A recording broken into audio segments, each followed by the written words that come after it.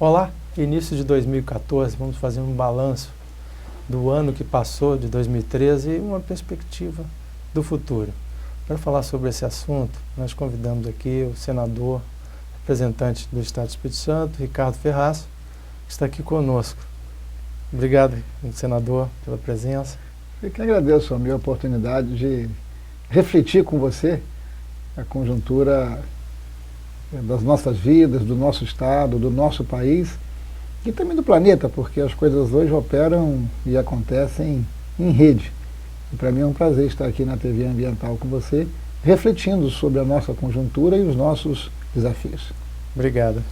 Senador, esse ano que passou foi bastante turbulento para o Espírito Santo, né? Nós perdemos algumas coisas, perdemos o Fundap, muito importante como incentivo fiscal, que representava uma arrecadação boa de impostos para os municípios. Perdemos parte dos recursos dos royalties e muitas outras coisas no cenário nacional, internacional. Como se vê o ano de 2013 para a gente? Almir, fruto de muito esforço, de muito trabalho, nós capixabas conseguimos superar talvez a mais complexa crise que um Estado brasileiro tenha vivido, se você resgatar na história 20, 30 anos. O nosso Estado viveu uma crise muito profunda, com outras características também nos anos 60, quando a nossa economia dependia fundamentalmente do café. O Espírito Santo era um café de ponta a ponta. É verdade. 80% das receitas do nosso estado e dos nossos municípios vinha do café. E ali houve uma erradicação do café e o nosso estado viveu uma crise muito profunda. Nesse período, muitos capixabas migraram do Espírito Santo para Rondônia, para Bahia e para outros estados, dada a crise em nosso estado.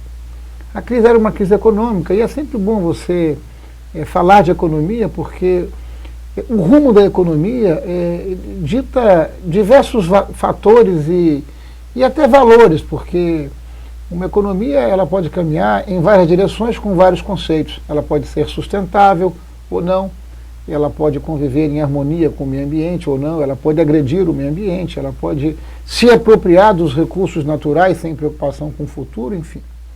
O fato é que nos anos 60 vivemos uma crise muito grande e vivemos também de 2003 até 2010 um processo de reconstrução do Espírito Santo.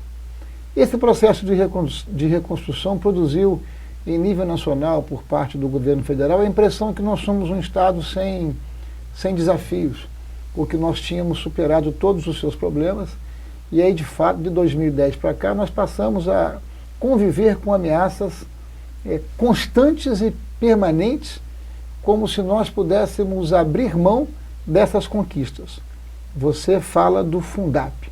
O Fundap não tem nada a ver com a guerra fiscal conjuntural que o Brasil vive, porque o Fundap nasceu exatamente nos anos 60, 70, como alternativa para compensar a crise econômica que nós vivíamos à época.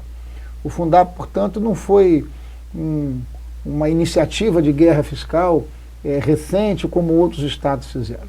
Mas não foi tratado devidamente pelos sucessivos governos como uma coisa que teria um fim, né?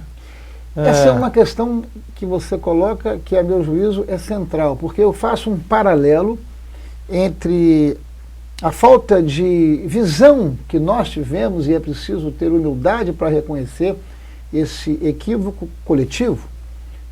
Todos sabiam que em algum momento o Estado poderia perder o Fundap. E todos sabiam que se perdesse o Fundap, a crise para os nossos municípios seria muito grande. Ocorre que os recursos do Fundap não foram governados com visão de poupança, de modo que quando nós perdêssemos essa vantagem fiscal, nós teríamos como compensar em razão de uma vantagem competitiva em nossa infraestrutura. Isso tem um paralelo direto com a questão das receitas governamentais originárias do petróleo, os chamados royalties e participação especial. Que terão fim algum dia, né? Em algum momento terá um fim, porque o petróleo é um recurso natural finito. Historicamente, ele tem um processo de crescimento, ele se estabiliza e em algum momento ele decresce. Então, nós estamos assim no auge da produção de petróleo. E o que acontece? Os royalties e as participações especiais, as receitas governamentais dos royalties, não está sendo estruturado com visão de poupança. E os recursos são muito grandes, porque em 2013 nós arrecadamos só de royalties e participações especiais alguma coisa muito próximo a 1 bilhão e 200 milhões de reais. Esses recursos não podem ser pulverizados, não devem ser pulverizados, eles precisam estar focados em investimentos que possam melhorar a nossa competitividade. Por Alavancagens, né? Alavancar, por exemplo, a nossa estrutura portuária. Nós temos uma eficiente estrutura portuária para exportação de minério, para exportação de celulose, que são dois arranjos muito importantes para o nosso Estado. Mas nós precisamos, de fato, de um porto de águas profundas para a movimentação de contêiner, para que a gente possa dar dinamismo econômico à atividade portuária do nosso Estado, que sempre foi uma vocação capixaba.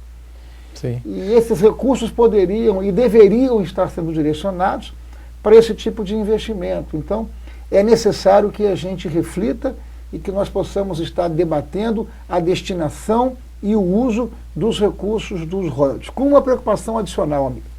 Até 2010, o nosso Estado não dependia de royalties ou de participações especiais. Hoje, para investimento.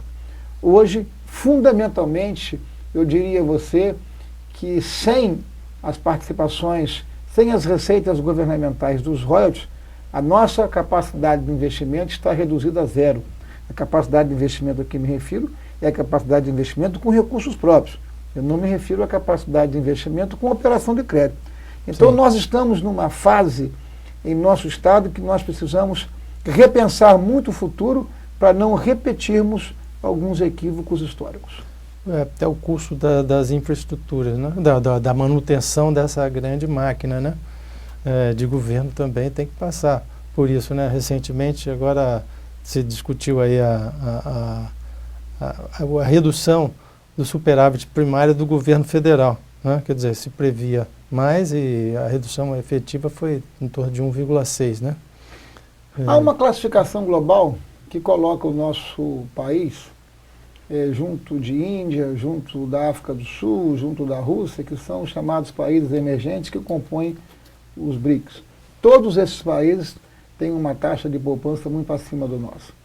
Em função disso que você falou, do pesado e oneroso custo do funcionamento da máquina pública, tem sobrado muito pouco dinheiro para investimento. O Brasil investe em torno de 18%, 19% do nosso produto interno bruto, que é o conjunto, enfim, das nossas riquezas. Os BRICS, que são os países emergentes, eles estão investindo 35%, 38%, 42%, 45% do seu produto interno bruto. Ou seja, o Estado não pode consumir tudo aquilo que arrecada da população. Para manter o funcionamento da máquina pública, porque não sobra recursos para investir. Não sobrando recursos para investir, nós continuamos amargando, continuamos contabilizando extraordinários gargalos na infraestrutura brasileira que estão subtraindo competitividade do país em nível global. Muito importante.